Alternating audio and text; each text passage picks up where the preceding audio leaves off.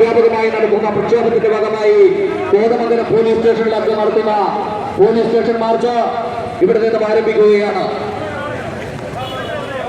മാർച്ചിനെ അഭിസംബോധന ചെയ്തുകൊണ്ട് ബിജെപിയുടെ ദേശീയ സമിതി അംഗം PC ജോർജ് ഉദ്ഘാടന കർമ്മം നിർവഹിക്കുന്നു. ബിജെപിയുടെ സംസ്ഥാന ഉപാധ്യക്ഷൻ പി ഗോപാലകൃഷ്ണൻ മാർച്ചിൽ മുഖ്യപ്രഭാഷണം നടത്തിക്കൊണ്ട് സംസാരിക്കുന്നു. ബിജെപി സംസ്ഥാന സമിതി അംഗം PM വേലായുധൻ, ബിജെപിയുടെ ഈസ്റ്റ് ജില്ലാ അധ്യക്ഷൻ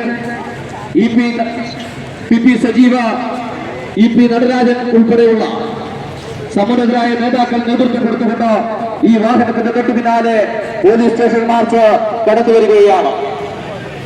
ജിഹാദി ഭീകരന്മാർക്ക് മാപ്പില്ല എന്ന് ഉറക്കെ പ്രഖ്യാപിച്ചുകൊണ്ട് ബിജെപി നടത്തുന്ന പോലീസ് സ്റ്റേഷൻ മാർച്ച് ഇവിടെ നിന്നും ആരംഭിക്കുകയാണ്.